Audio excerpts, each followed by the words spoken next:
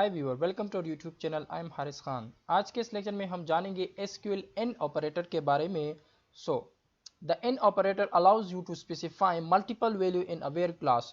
जब where class में हम मल्टीपल वैल्यू को स्पेसिफाई करेंगे तो इसके लिए जो है हम एन ऑपरेटर का यूज करेंगे। कैसे? जब हम अब प्रैक्टिकल इम्प्लीमेंटेशन करेंगे तो फिर आप लोगों को क्लियर हो जाएगा एग्जाम्पल के जरिए। So the in operator is a short hand for the multiple और कंडीशन। सो कैसे, ये अब क्लियर हो जाएगा। लुक, सिंटैक्स पे अगर नजर डाला जाए तो सिंटैक्स इसका हमारे पास सिंपल है। सेलेक्ट के बाद कॉलम का नेम लिख देंगे। मीन कॉलम एक भी हो सकता है, दो भी हो सकते हैं। हम स्टेरिक मीन भी लगा सकते हैं कि पूरा मतलब पूरे टेबल से जो है तमाम कॉलम जो है वो उठा ले।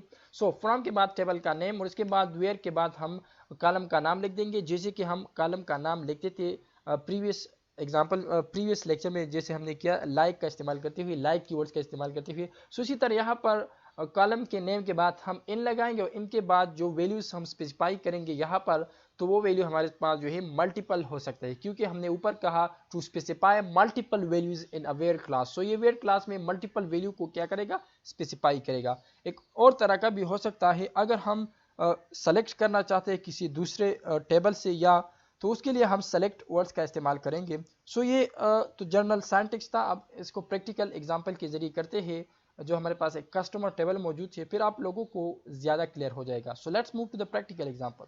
सो लोग, यहाँ पर हमारे पास एक टेबल मौजूद है, कस्टमर नाम से एक टेबल, जिसके अंदर customer ID, customer name, address, city, postal code and country मौजूद है।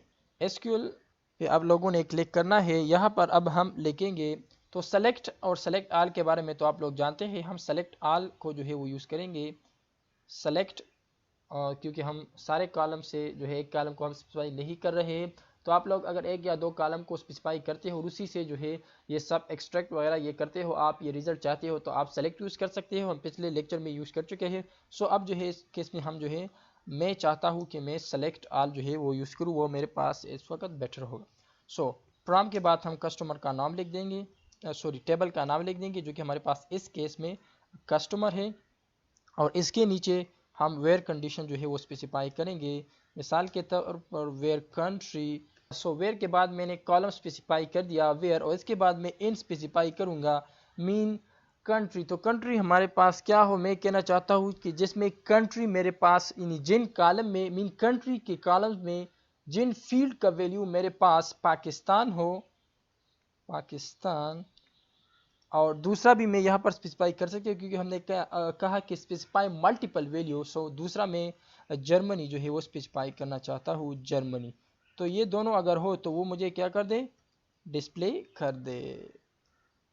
सो ये कंप्लीट हुआ, और इसके बाद हम एंड में समय कॉलन लगा देंगे। इसको सेव करेंगे, क्योंकि हम दूसरे एग्जाम्पल के भी इसे जो है वो करेंगे, यूटिलाइज करेंगे। सो इसे रन करते हैं, क्या है ये हमें जो है डिस्प्ले करते हैं या नहीं। सो जैसे कि आप देख रहे हो, उन्हीं फील्ड को इन्होंने अंडरलाइन किया है, और उसके बकाया जो रिकट है वो भी डिस्प्ले किया है कि जिसके कंट्री हमारे साथ पाकिस्तान एंड जर्मनी हो। सो पाकिस्तान तो इस केस में हुआ, लेकिन जर्मनी कंट्री हमारे पास हमारे टेबल में मौजूद ही नहीं है, तो इसलिए इन्होंने डिस्प्ले नहीं किया। मिसाल के तौर पर अगर आप लोगों के पास ऐसा टेबल हो जिसमें कंट्री जर्मनी मौजूद हो, तो वो जर्मनी भी साथ डिस्प्ले कर देगा।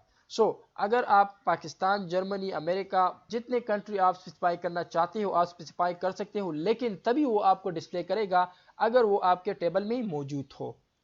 सो एक और एग्जांपल के जानिब बढ़ते हैं। मिसाल के तौर पर मैं यहाँ पर चाहता हूँ कि आप सेलेक्ट कर दे from the customer table where,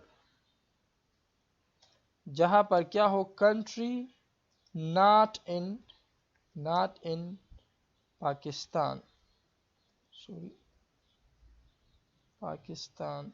तो इस केस में जो है ये सेलेक्ट करेगा। तो इसके साथ भी मैं दूसरा भी लगा सकता हूँ। मिसाल के तौर पर जर्मनी है नहीं मेरे पास, लेकिन वैसे मैं लगाता हूँ जर्मनी समय कॉलन। तो इसका मतलब ये है कि हमारे पास सेलेक्ट कर दे ऑल कॉलम से from the customer. All column का मीन कि ये ऑल कॉलम इसके साथ हमारे पास डिस्प्ले कर दे, क्योंकि कंट्री कॉलम तो ये डिस्प्ले करेगा और साथ में अंडरलाइन भी करेगा, लेकिन साथ में मुझे जो है वो तमाम जितने रिकॉर्ड इसके हैं, जितने कॉलम्स जो कि इसके रिकॉर्ड में आते हैं, वो भी मुझे क्या कर दे? डिस्प्ले कर दे। इसलिए हम जो है स्टेरिक का इस्तेमाल यहाँ पर करते हैं। So select asterisk from customer, जो कि हमारे साथ टेबल है, where country not in Pakistan and Germany, जिसका कंट्री पाकिस्तान और जर्मनी न हो।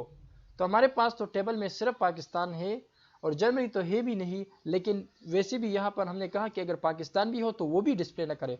तो हमारे पास उम्मीद करता हूँ कि एम्प्टी रिजल्ट होगा, हमें कुछ भी डिस्प्ले नहीं किया जाएगा, क्योंकि पाकिस्तान के अलावा हमारे पास और कंट्री है नहीं। यस, जैसे कि आप देख रहे हैं कंट्री को तो इन्होंने सेलेक्ट कर दिया, लेकिन कंट्री के नीचे फील्ड वैल्यू मौजूद नहीं है।